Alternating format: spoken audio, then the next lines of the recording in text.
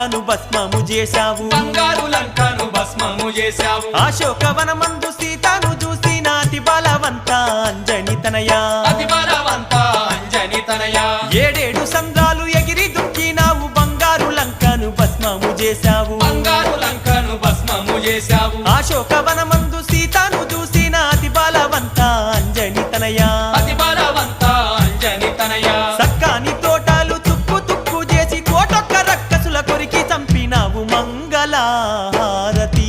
అందు